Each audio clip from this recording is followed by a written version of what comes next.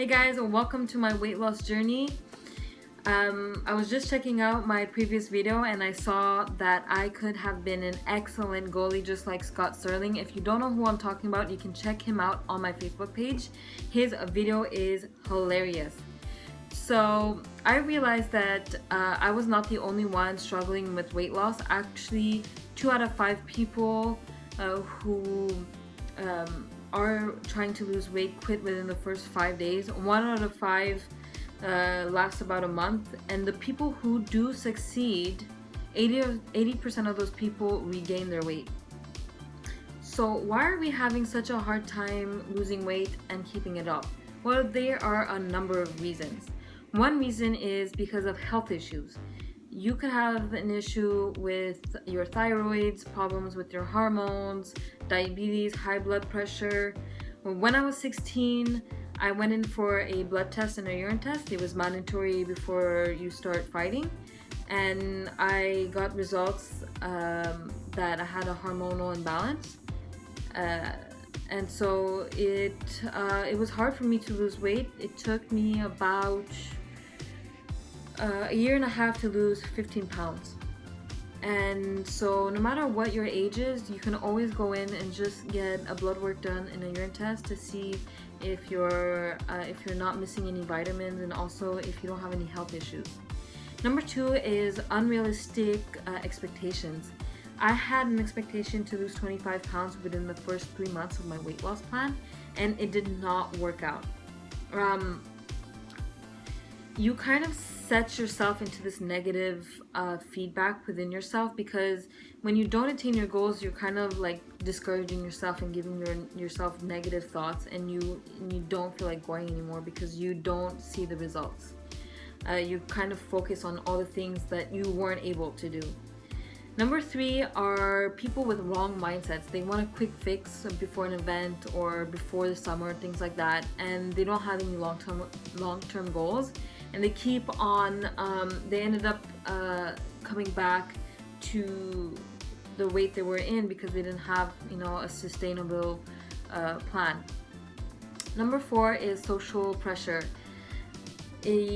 That wasn't really an issue for me. I just told my friends that I would go see them on the weekend, and I know their priorities were not the same as mine, and I kind of had to take a step back. But as soon as I started going to the gym, and I stayed a little bit longer, and I met the people and I mingled, and I was going to a group session, so we became kind of like a group of friends. And I got a new social environment, and they had the same priorities that I had. So it was interesting, it was a change, and I really enjoyed it. And I would usually go before or after work or class, and we would always kind of have the same people that would come. And it became a habit, just like brushing your teeth. You wake up and you brush your teeth every morning. It became a habit of going to the gym either after or before work. Number 5 are emotions. I emotionally eat all of the time, and it's really hard. But one of the things you could do is either replace those trigger foods that you have with something a little bit healthier. For instance, I like going to ice cream and pizza, and usually I love pasta, so I would get whole grain pasta and throw in some food like vegetables to make it a little bit chunky. The zucchini, carrots, bell peppers go really good in spaghetti sauce, and I would eat that. Sometimes I would put some tasteless protein powder, and it would really sit in your stomach and make you heavy to get that satisfied feeling, as in if you ate something really fatty. And that's what kind of makes you eat comfort food, is the fat stuff, because it sends like feel-good hormones to your brain to feel satisfied. I would also replace like chips at night when I want to watch TV, and I would get like pumpkin seeds, which have good fat, and you kind of waste time eating them, so you're kind of munching on the pumpkin seeds or sunflower seeds, and they're a bit salty. I would also suggest that what helped for me was also having giving yourself gratitude for all the achievements you've done until then. Sometimes we do have setbacks and we do get stressed out, and we should be prepared for those setbacks. it happens not only in weight loss, it happens everywhere in our lives.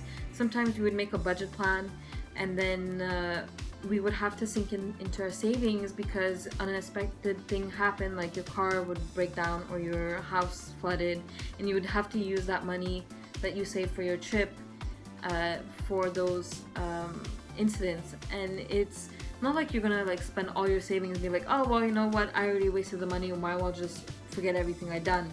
No, you go back to your budget plan and you continue, and you might have to postpone your trip, but that's fine. You have to prepare for setbacks like that, and it's the same thing for your weight loss. Number 6 is the lack of sustainability. Now, a lot of diets are based on willpower, and I do suggest that you don't get into a diet right now. I think that, what worked for me was that you have a baseline. So for me, my baseline is eating home-cooked meals, not having processed foods. That is what I'm trying to concentrate on. If I start adding different diets, it kind of gets overwhelming, and you know, I don't know if it's working or not, because I'm trying to lose weight and get healthy. And if you're adding all these different diets, you don't know, like, if you stop that diet, then, you know, are you going to gain the weight back?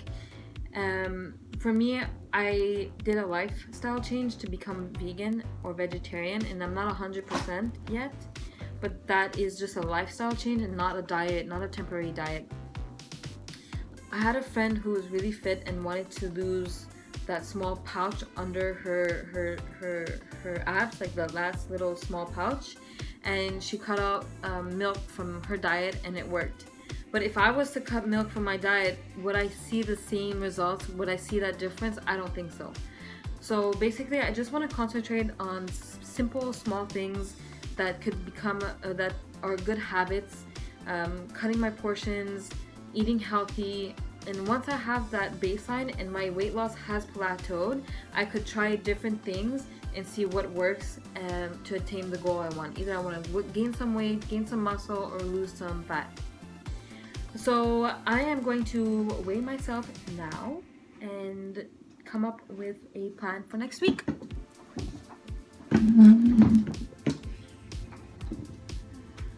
So right now, I am weighing in at 164. And for me to lose about 45 pounds, which is 100, I'll be like around 125, 120, which is a good BMI for me and for my height. I'll be planning 5 pounds a month, which is a little bit more than 1 pound a week, about 9-10 months to lose that much weight. And within a year, I want to be really fit. So what I am going to do this week is basically I went and bought myself a journal. I'm going to write down all the things that I'm eating and see what I can change. If you guys want to go ahead and change some things, you could add water to your diet, get more sleep, you know. I can go on and on about the things that you could change. Each and every person has a different case and different goals, so I can't really get into that right now.